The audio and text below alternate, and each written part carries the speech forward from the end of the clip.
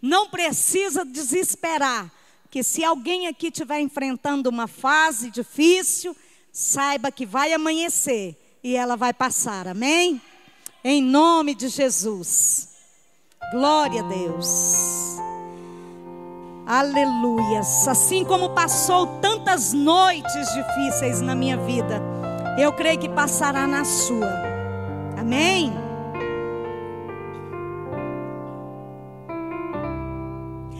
Eu tenho uma palavra para você. Não desanimes.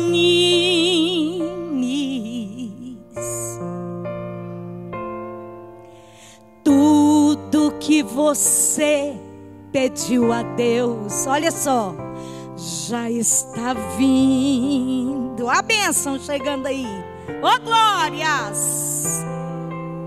Nestes dias Deus te viu chorar. Olha como, num canto escondido. Olha como é que eu e você estava. Você mal conseguia falar. Deus só ouvia o seu gemido. Mas tem uma palavra nessa noite. Mas o Deus que me enviou aqui, Ele viu, sabe de tudo. E Ele me mandou falar o quê? Falar que vai mudar seu rumo. Oh, glórias! Ele está enviando socorro para tua alma. Então reage, enxuga estas lágrimas no rosto e tenha calma.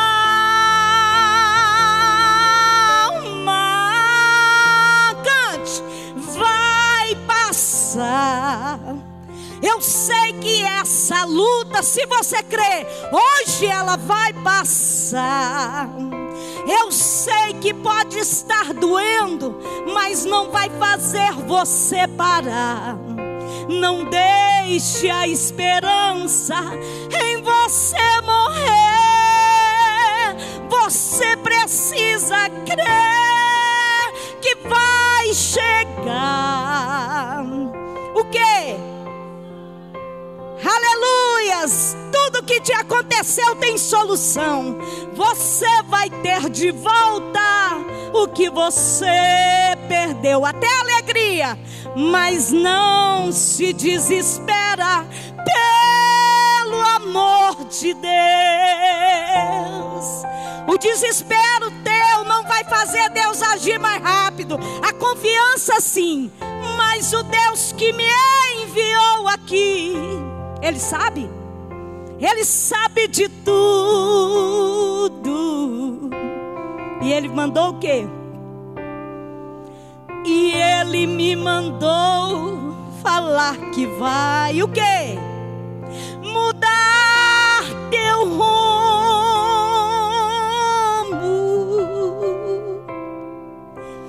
Ele está enviando socorro para tua alma. Olha a paz chegando aí, aleluias. Enxugue esta lágrima no rosto e tenha calma.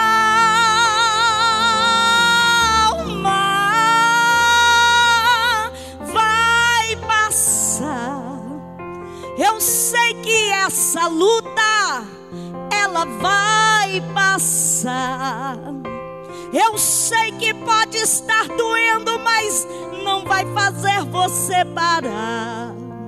Não deixe a esperança em você morrer. Você precisa crer. Vai chegar a solução para tudo que te aconteceu. você vai ter de volta, toma posse, o que você perdeu, até alegria. Só não se desespera pelo amor de Deus. Aleluias. Que a paz do Senhor, a graça do Senhor seja suficiente na tua vida, amém? Aleluias, nessa noite. Essa noite é noite de vitória, é noite de guerra, é noite de tomar posse, amém, igreja? Vamos nos colocar de pé. Quem é? Pastor João Mendes. É aquele que o Senhor separou nessa noite para nos trazer a sua poderosa palavra, amém? E se você já está atento desde a primeira oração, você vai ver que numa noite especial como essa, que a igreja não está lotada com todos os membros, mas o Senhor que está preenchendo todos os espaços nesta casa, Ele vai fazer, Ele vai operar milagre, renovo, libertação nessa noite, amém? Aleluias, cura nessa noite. Senhor nosso Deus e nosso Pai, usa, Pai, o teu servo, o teu enviado nesta noite, para nos trazer a tua palavra que é viva, poderosa e eficaz para as nossas vidas, Pai. E que o Senhor possa estar falando com a tua igreja, Pai, em nome de Jesus. É o que nós te pedimos nesta noite. Glória a Deus. Aleluia. Paz do Senhor. Só vitória. Aleluia. Podem abrir a Bíblia na carta de Paulo aos Filipenses, capítulo 2. Aleluias. Já agradeço o pastor Valdivino por esse convite. A gente fica feliz quando a gente é útil na obra de Deus. Pelo menos essa é a minha ideologia para mim mesmo. Sempre buscar ser útil na obra de Deus. Isso é importante. Filipenses, capítulo 2. Nós vamos ler os versículos 25, 26 e o 27. Diz assim a palavra de Deus: julguei, contudo, necessário mandar-vos Epafrodito, meu irmão e cooperador e companheiro nos combates, e vosso enviado para prover as minhas necessidades. Porquanto tinha muita saudade de vós todos, e estava muito angustiado de que tivesseis ouvido que ele estivesse doente. E de fato esteve doente, e quase à morte. Mas Deus se apiedou dele, e não somente dele, mas também de mim, para que eu não tivesse tristeza sobre tristeza. Amém. Pode assentar. Glórias a Deus. Nós estaremos falando nesta noite a respeito de um tema muito importante, muito especial para as nossas vidas, do qual o tema é: seja um Epafrodito na vida de alguém. Então você, pelo texto, ou seja, pelo tema, você observa o conteúdo da palavra, porque ela falou comigo quando eu estava preparando ela.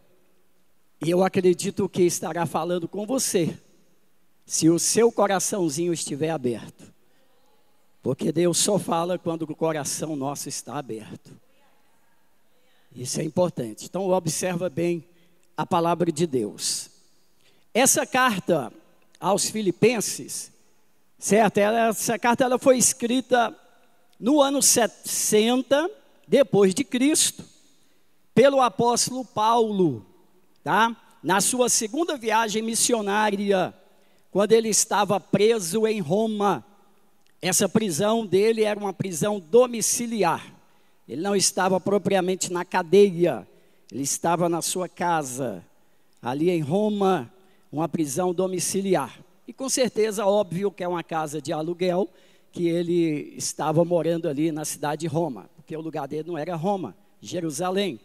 Então, observa bem aqui uma coisa importante, que Paulo, ele escreveu essa carta aos Filipenses 10 anos depois dele ter fundado essa igreja. Ou seja, ele fundou a igreja de Filipos, ficou por ali um pouquinho de tempo, colocou um pastor e seguiu a sua missão de apóstolo. E aí, depois de 10 anos, é que ele vem contactar direto com essa igreja através de uma carta, tá? Foi muito importante isso daqui. E o portador dessa carta foi justamente Epafrodito, o qual estava lá com Paulo em Roma. Porque Paulo estava precisando de alguém para levar donativos para ele, da assistência que ele precisava. E aí foi comunicado com os pastores, obreiros ali da cidade de Filipos, para organizar isso. E então Epafrodito decidiu voluntariamente ir para Roma, levar para Paulo o que ele precisava. E o interessante é que da Macedônia para a cidade de Roma era cerca de 1.000 quilômetros. Epafrodito viajou tudo isso para chegar lá. E a viagem dele durou 14 dias. Não é como hoje. Temos muita tecnologia para fazer uma viagem rápida. Naquela época não tinha tudo isso. Então ele durou aí, percorreu 14 dias para fazer esses 1.000 quilômetros de viagem até chegar aonde Paulo estava, em Roma. Aleluia, graças a Deus. O interessante aqui é que essa carta, essa igreja de Filipos, ela foi a primeira igreja fundada na Europa. Interessante isso. É da história, é real. Então, essa igreja de Filipos foi a primeira fundada na Europa, tá? Isso é pelo apóstolo Paulo. E uma coisa interessante que nós temos aqui é que essa igreja dos Filipenses, ela é denominada pelos historiadores como o xodozinho do ministério de Paulo. Para você entender isso, você vai ter que estudar muito essa carta, para você contactar e ver que isso é uma realidade, certo? Porque foi a única igreja que mais vivia os ensinamentos que Paulo enviou para eles. Era a igreja de Filipos, uma igreja que sabia o que era amor, uma igreja que sabia o que era companheirismo, uma igreja que sabia o que era tudo isso daí de bom que Paulo tinha ensinado. Então, foi denominada. Paulo, ele tinha muito amor por esses filipenses, porque eles ouviam e praticavam aquilo que era ensinado para eles, tá? O nome Epafrodito significa amável, tá? Nós vamos falar dele hoje, para que a gente venha fazer um esforcinho a mais, para ser como ele, para ser um Epafrodito hoje. Eu pelo menos já consegui, graças a Deus, já tem um tempo bom que eu já venho analisando isso, e eu coloquei isso em prática e está dando certo, está ótimo demais, tá? A gente pegar os bons exemplos dos homens de Deus da Bíblia, apesar que é um homem que muito pouco se conhece, porque se fizer uma pergunta, né, quem foi Epafrodito, de qual igreja que ele era? É óbvio que talvez quase ninguém acertaria, porque é pouco difundido, é pouco lido por nós mesmos, não por pregadores, porque a Bíblia não foi feita para o pregador, a Bíblia foi feita para o crente, tá? O pregador ensina e o crente alimenta da palavra de Deus na sua casa todo dia, toda hora, isso aí é importante, tá bom? Aí a gente analisa aqui uma coisa muito especial, tá certo? Que Epafrodito, Paulo, quando ele manda Epafrodito, ele já vai falando para os filipenses tudo, certo? Olha, vocês mandaram um Epafrodito, um homem de Deus, e é um homem que merece honra, tá? Ele é que está levando essa carta de volta, então honra ele, recebe ele como se estivesse sendo eu, Ei, irmão, uma recomendação dessa é tremenda. Você já imaginou? Já imaginou? Eu estou viajando, aí depois de repente o pastor José de Carvalho viaja e fala para vocês: olha, o pastor João Mendes está chegando aí, recebe ele como fosse a mim.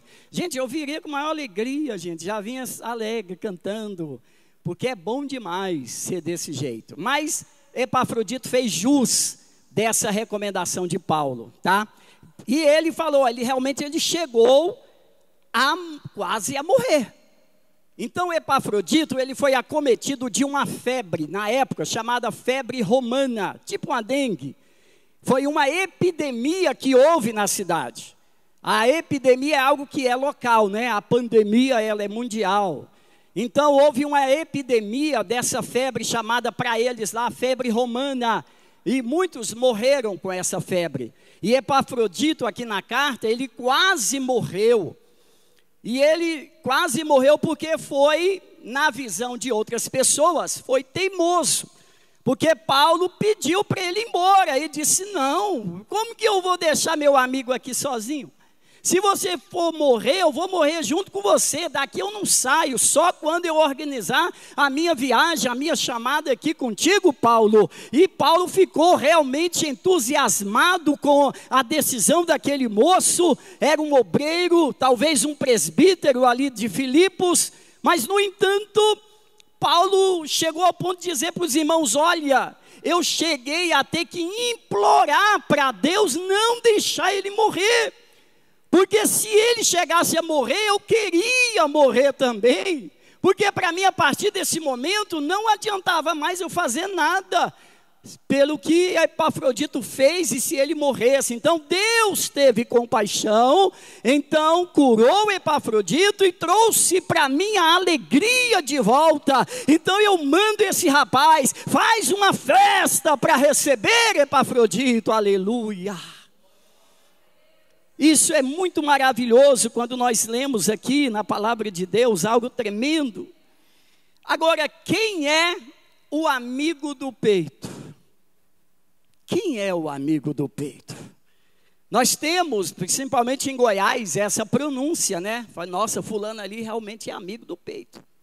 Ou seja, é uma pessoa verdadeira, um amigo de verdade, certo? Então, o amigo do peito, tá? É aquele que se alegra com o seu sucesso e se entristece com o seu fracasso. Esse é o amigo do peito.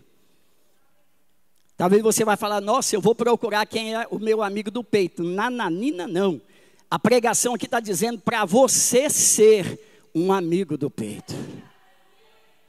Aí você vai entender por que tem que ser desse jeito.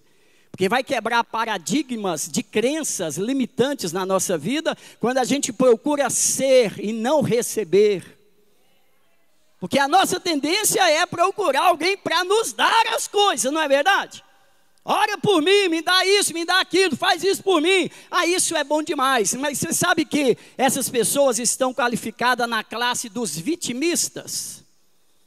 Só vitimista é que faz uma coisa dessa, fica dependendo da boa vontade dos outros. Enquanto você ficar isso, faz ser uma bênção na vida de alguém. É por isso que o tema é: seja um Epafrodito na vida de alguém. Glórias a Deus. Olha só, Epafrodito, Paulo falou aqui 5 predicados dele. Não vou falar sobre os 5, só talvez 3. Mas já falou para a igreja de Filipos, 5 predicados que esse homem tinha. Que Paulo descobriu na convivência. Olha que maravilha. Irmãos, tem coisa que é só dentro do contexto de Deus que a gente descobre os predicados positivos que a gente tem. E Paulo chega e fala o seguinte: olha, Epafrodito era homem, ou seja, companheiro de lutas. Paulo, para chegar a falar nesse ponto, ele tinha uma razão forte. Porque Epafrodito não ficou ali 1 mês, 2 meses, né? Ficou mais tempo ali. E vivenciando ali o cuidado que ele teve com Paulo. Ele não foi lá para choraminguar nos braços de Paulo, não. Porque tem gente que é assim, ele vai dar um conselho, Pois é, irmão, você sabe, né? Vem cá, tadinho de você, né? É verdade, as coisas é assim mesmo. Não, isso não, irmão, isso é trem de derrotado, irmão. Vai lá e traga a palavra de ânimo para a pessoa levantar e prosseguir avante. Paulo sabia disso. E ele disse, realmente, ele é um homem, um companheiro de lutas. Por quê? Porque trata-se de um amigo nas horas mais difíceis da vida da gente. O companheiro de luta, ele aparece nos momentos mais difíceis da nossa vida. Mas é mais difíceis mesmo. Aqui é algo maravilhoso que a gente observa. Todos nós precisamos de um companheiro de luta. Todos precisamos. Em 2002 eu precisei de um amigo de luta para estar do meu lado. Porque foi num momento cruciante, que até naquele momento eu nunca tinha passado por uma experiência tão dramática como aquela. O momento que eu fui rejeitado pelos meus companheiros. De verdade. E era assim, ó. Rejeitado literalmente, jogado fora literalmente. E eu não tinha mais ninguém. Só sobrou a sarjeta. Talvez até os cachorros corriam de mim, para mim não pedir eles um pedaço de osso. A situação terrível. Eu estava em Goiânia e eu peguei, o meu irmão ligou para o meu amigo, pastor Euflávio, lá em BH, e disse, olha, o Carlinhos está indo para aí. E eu peguei o buzu de Goiânia a Belo Horizonte, às 18 horas, cheguei no outro dia, às 6 da manhã, na rodoviária, já estava traspassado também, de angústia, não sabia como chorar, porque estava tudo preso. Quando eu desço do ônibus e eu vou andando lá na frente, eu vejo o pastor. Quando eu vejo o pastor olhando para mim, vindo na minha direção, ele era muito sisudo, cara fechada, mas um coraçãozão do tamanho do mundo. E quando eu chego perto dele, eu não aguentei, eu desabei, chorei como uma criança. No meio de todo mundo, chorei, e eu disse para ele, acabou tudo. Ele fechou a cara e me deu um abraço forte. E disse, acabou coisa nenhuma, agora é que Deus está começando uma nova história na sua vida. E eu não quero saber se não te abraçar, eu quero saber que você conscientize que tem um amigo aqui na sua frente, que está pronto para morrer por você e fazer você vencer na sua vida. Aí é óbvio, né? É óbvio. Foi 1.200 bezetacil na mesma hora. Aquele ânimo, bum! Como é que não tem? E foi bênção de Deus para a minha vida. Porque amigo do peito é aquele que não cruza os braços até que o outro esteja bem. Vai vendo aí se você é isso. Vai observando se você está pronto para ser um Epafrodito e um amigo do peito. Porque hoje dentro da igreja é o que mais está precisando. Porque o mundo não se conta, irmãos. O mundo não se encontra. Eu não gosto de perder tempo com crente que chega falando as mazelas, o mundo não sei o que lá. Irmão, vai caçar o que fazer, irmão. O mundo jaz no maligno, é o mundo, não é a igreja, irmão. A igreja é de Cristo, a igreja é a noiva do Cordeiro, a igreja, ela está guardada pelo Espírito Santo. Então, se o mundo não tem nada a ver, que mundo te despreza? A questão é dentro do contexto da casa de Deus. Essa é a realidade. E aí a gente observa aqui algo tremendo e maravilhoso.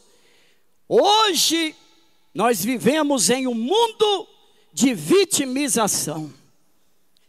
É verdade. Irmãos, eu sou muito curioso. Se você não é curioso, você não aprende. Curiosidade é uma coisa e entrão é outra coisa. Você tem que ser curioso, não pode ser entrão na vida dos outros. Mas curioso sim, porque é através da curiosidade que a gente vai aprendendo aquilo. E eu tive observando, irmãos, pode observar, às vezes até nos hinos compostos e cantados hoje é para vitimistas. Observa, analisa a letra. Tem letra que não tem nada a ver com o que o Deus prometeu para nós. Ah, não, mas fulano, ele teve boa intenção. Boa intenção não leva ninguém para o céu, nem para o inferno. Se não tiver o contexto bíblico, não vale para Deus, não adianta. Que a questão não sou eu, é Deus. Que Deus não vai deixar de ser nada pela minha opinião e o que eu penso dele. Não, Ele já é todo-poderoso. Ele quer que eu concorde com o que é dele. Para eu concordar com o que é de Deus, eu tenho que saber o que é de Deus, senão não vou ter como. E aí a gente vai analisando, que na verdade é. Eu faço meu trabalho de coach, de mentor, mentorias, faço mentoria com pessoas, a maioria dessas são pessoas deprimidas. E eu observo tudo isso, até com pastores, eu faço mentoria, pastora, tudo depressivo. Jesus de Nazaré. O trem é sério, irmão. Por quê? Porque essa avalanche de enxurrada que o mundo está vomitando aí no próprio mundo, e alguns crentes lambendo esse vomito de vitimização, e está trazendo para o contexto de Deus, da igreja, e vivenciando isso e contaminando as pessoas com isso. Que Deus não se trata com vítima, Deus se trata com vencedores. Deus não aceitou Josué ser uma vítima. Não. Não, Senhor. E não brigou com Josué também não, igual muitos pensam. Brigou não. Eles eram amicíssimos. Deus fez animar ele. Animar é uma coisa. E os povos pensam que, tá vendo? Nada. Lê direito a Bíblia. Pra você não ficar falando besteira. E aí a gente observa algo. Deus, ao colocar o homem no jardim do Éden, preste bem atenção nisso. Certo? Ele deu duas tarefinhas para o homem. Duas. Desfrutar e comandar. Só essas duas. Pronto. Ah, é só isso? Ah, então vou fazer minha tarefinha de boa. Desfrutar e comandar é comigo mesmo. Mas vamos analisar aqui e observar uma coisa. Certo? As pessoas, certo? Elas não desfrutam do melhor de Deus por opção. Tá? Se você vê um irmão chorar minguando, é a opção dele. Que não foi isso que Deus prometeu. Ele ignorou a promessa de Deus e decidiu chorar, minguar, pedir esmola e pronto. Só isso. Que diferença faz? Se a pessoa que decidiu, não, mas tu tem que ter dó dele. Dó não. Deus não tem dó de ninguém, a Bíblia nunca ensina ninguém a ter dó. Compaixão. Dó você tem do mendigo, porque você não resolve o problema dele. Não é verdade? Você olha ele lá, dá uma moedinha de 10 centavos, então não resolveu o problema, eu só fiquei com dó. Agora, compaixão, você vai e resolve o problema da pessoa. É isso que Deus ensina para nós. Então ele falou, olha, vocês desfrutam e comandam, mas o ser humano decidiu não desfrutar, simplesmente por opção. Não quero desfrutar e pronto. E as pessoas não conseguem ter uma vida de questão aqui com Deus, de comando, porque não conseguem comandar o principal. É verdade. Por que fulano não consegue comandar? Deus mandou. Gente, é para todo mundo. Quando você nasceu, Ele já mandou, comanda, desfruta e comanda. É isso que Ele manda fazer. Mas o principal comando é a própria vida da pessoa. Se a pessoa não comanda a si própria, como é que ela vai ter condição de comandar o mundo? Para você comandar o externo, comande a sua própria vida. Eu encontro pessoas direto, pastor, é o seguinte, você me ajuda aí no tempo, porque a questão eu não tive tempo. Eu falei, você é um mentiroso ou mentirosa, que esse tempo você teve, você está chamando Deus de mentiroso. Porque Deus deu um presente, todo mundo quando nasce ganha um presente de Deus, chamado 24 horas, todo mundo. Agora essa 24 horas, ela é dominada por nós.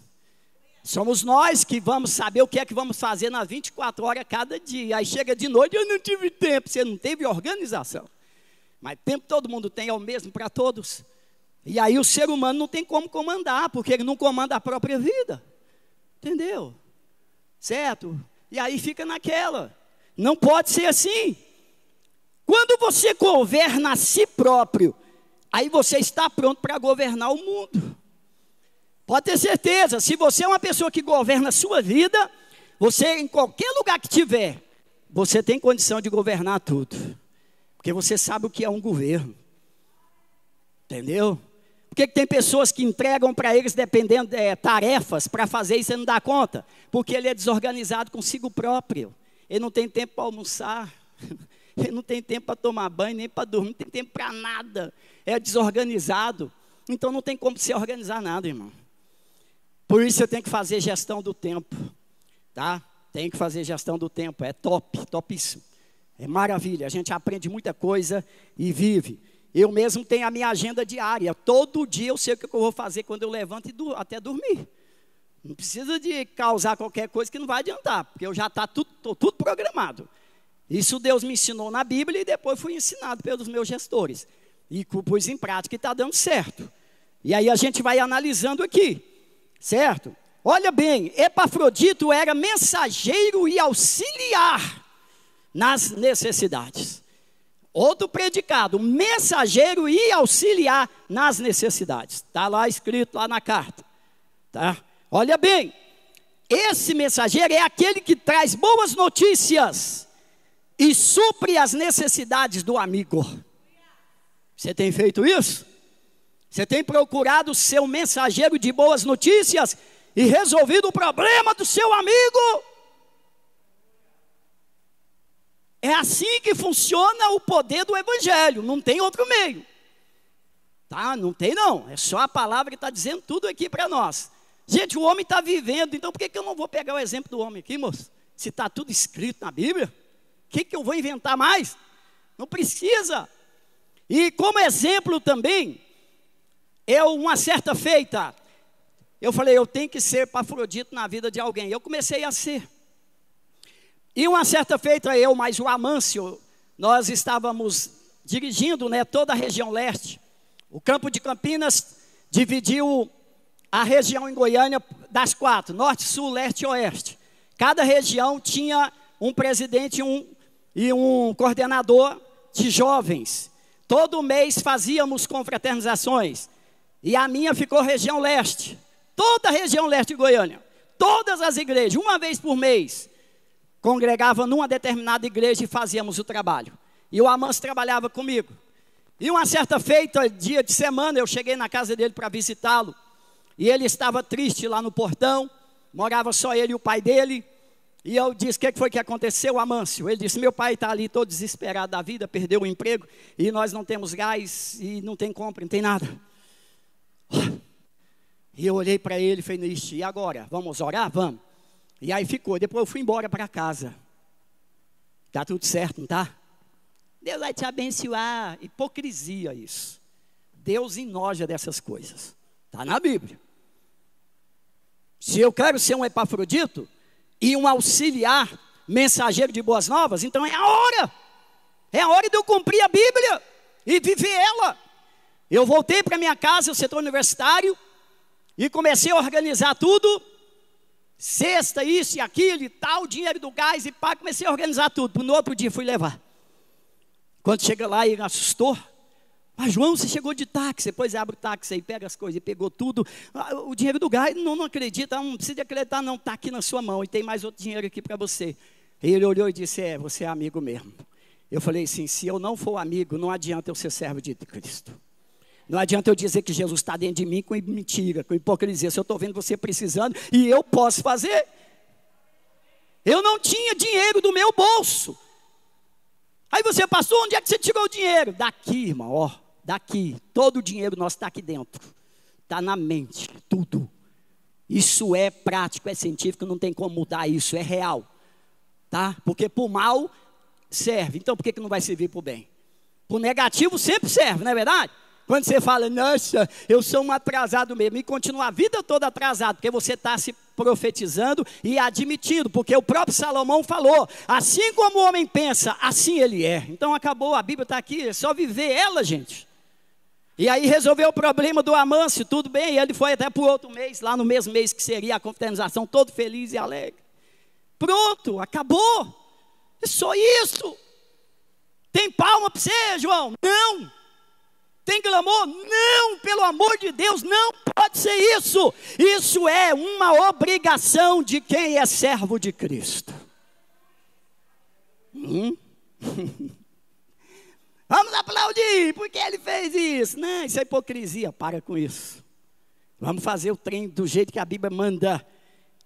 Em vez de você ficar esperando que alguém te traga flores, plante o seu próprio jardim. No dia que eu aprendi isso, quem falou isso para mim foi o Paulo Bento. Ele é um coach poderoso aqui em Goiânia.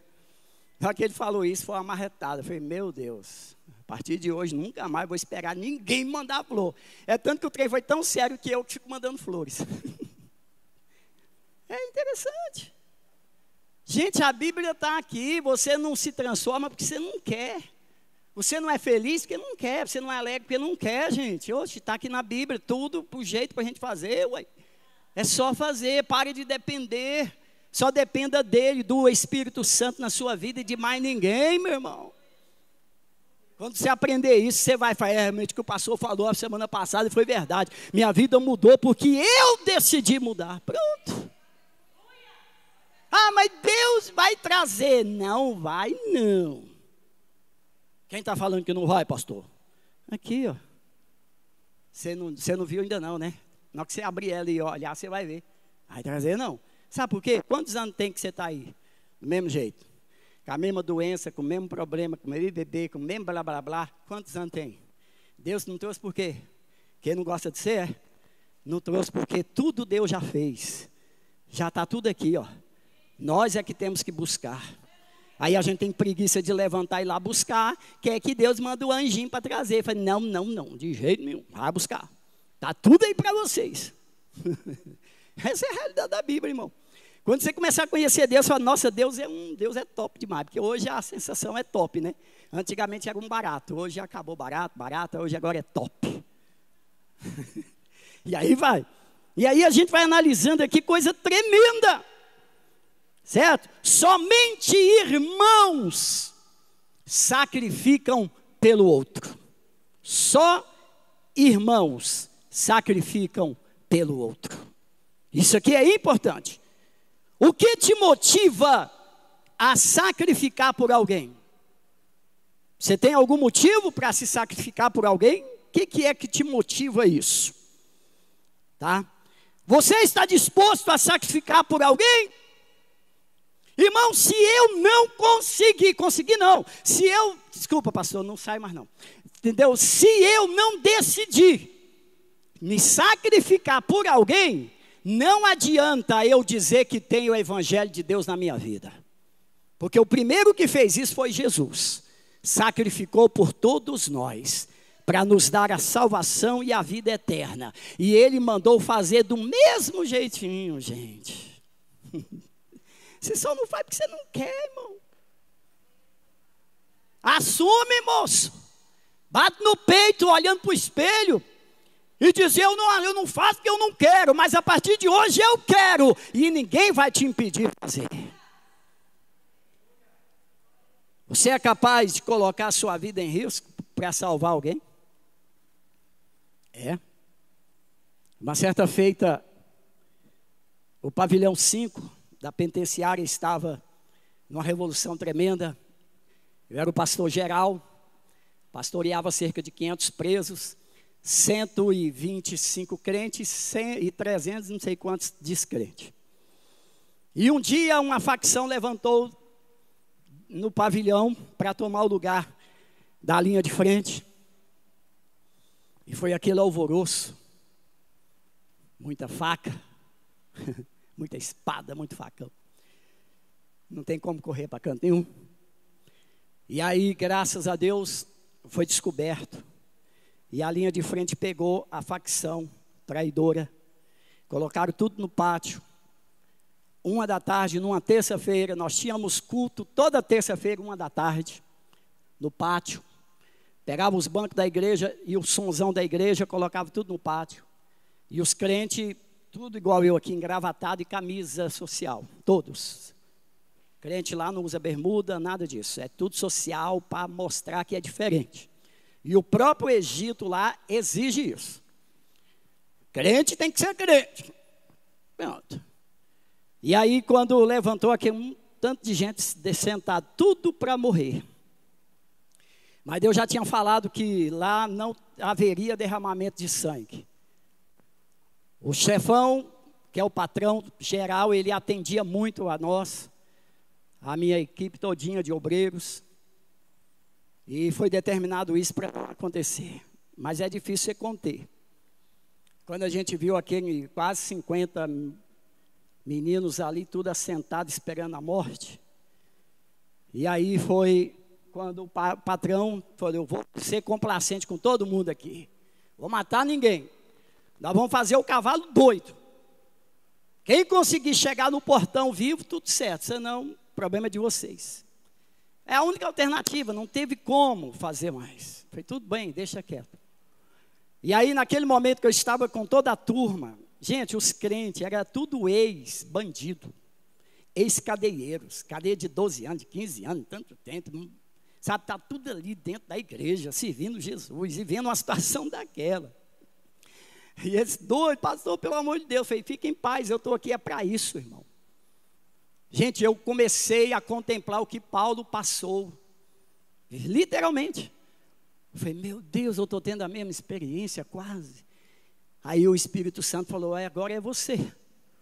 A decisão é tua. Você está pronto para entregar a vida por causa de alguém? Salva alguém. E Deus falou, você está vendo aquele moreninho ali, ó? Salva ele. Não deixa matar ele, não. E aí quando eu fui entrar no meio daquele povo todo o pavilhão me respeitava tremendamente. Ó, o pastor, abre alas que o pastor está passando. Aí eles faziam o corredor, eu passei, entrei, pá, conversei com todo mundo, pá, e tudo mais. E aí falei para o patrão, ameniza o trem aí, rapaz. Nós não podemos derramar sangue aqui dentro, não. Aqui é de Deus. Você sabe que o pavilhão aqui é fogo puro. Os profetas da igreja, irmão, jejuavam 7 dias, sem parar, sem comer e sem beber, meu irmão. Para entregar a profecia para soldado, para quem entrasse lá dentro, era fogo puro mesmo. E naquele momento, quando começou, aquele rapaz veio correndo e passou, pelo amor de Deus, me ajuda. Eu já estava cheio de sangue, porque já tinha umas pontinhas de sangue voando já. E aí eu falei, tudo bem, segura aqui. Ó. Aí os caras, os que queriam pegar ele, irmãos, falavam assim, você tem sorte demais. Porque você está aí com um pastor, deixa de soltar você por 1 minuto, para você ver o que a gente vai fazer com você. E o cara chorando, irmão, entendeu? Bandido chorando, nos meus braços aqui. Eu falei, meu Deus do céu. E aí levei ele até o portão, ninguém triscou nele, os outros, tem um já saiu esbagaçado para lá. E outro saiu chorando, aquele negócio todo e tudo. Mas ali foi Deus que mostrou, você é o pastor desse povo, então faz de tudo para salvar e tu liberta e tal. Então a gente faz isso, porque se eu não tiver coragem para viver o evangelho, o que adianta eu dizer que tem Jesus na minha vida? Deus me conscientizou através da palavra, não adianta, certo? Se você é um verdadeiro amigo do peito, então seja um Epafrodito na vida de alguém. E comece hoje. Procure hoje. Você sabe muito bem quem está precisando de um Epafrodito na vida deles. Vai lá, ajuda. Estende a tua mão amiga, vai, pare de falar que está difícil só para derrotado, porque Deus não tem essa palavra no vocabulário dele. A Bíblia diz que tudo é possível, então para Deus tudo é fácil, para o diabo tudo é difícil, para quem não crê, tudo está difícil, mas quando você olhar e dizer, Espírito Santo, entra verdadeiramente na minha vida, através da palavra que o Senhor já tem colocado aqui dentro, e faz com que eu tome coragem, para que eu venha me transformar, porque Paulo mandou eu renovar minha mente, ele mandou renovar tudo pela transformação, e eu transformar tudo pelo poder da palavra de Deus. Fica de pé, meus amados. Glória a Jesus. Aleluia. Hoje é culto de libertação. Tem alguém aí que já está se libertando? Ah, pastor, eu vou esperar o irmão jejuar para mim. Irmão, vai caçar o que fazer, irmão. Vai pegar um lote para capinar, que é melhor. Vai lavar vasilha. Ficar pensando nesses pensamentos de derrota, que não está na Bíblia. Eu não sei a criatividade das pessoas. Eles criam tantas normas, tanto trem que não está na Bíblia e põe para viver um trem desse. Por isso que tem tudo vida de derrota. Quando você passar a preocupar em abençoar os outros, você vai ser extremamente abençoado, irmão. Que a Bíblia fala, gente, a lei da semeadura é verdade. Se é verdade, por que você não semeia, gente? Eu não entendo. Eu procuro semear o mais que eu puder, meu irmão, porque eu sei que o trem é verdade, está aqui. E eu estou vivendo isso, eu tenho resultado disso. Pastor, mas eu vou fazer uma campanha de 7 para Jesus. Não, irmão, para com isso. Você pode fazer do jeito que você quiser. Só que você tem que entrar pelo trâmite da palavra, irmão. Você sabe o que é que resolve o problema de todo mundo? A Bíblia diz que é a fé. Sem fé é impossível agradar a Deus. E a fé só pode operar através da pronúncia. Você confessar o que está na palavra, aí a fé opera. Mas se ficar, Deus um dia vai me ajudar. Esse dia nunca chega, irmão, porque não é assim que a Bíblia está falando. É você que está inventando essa história.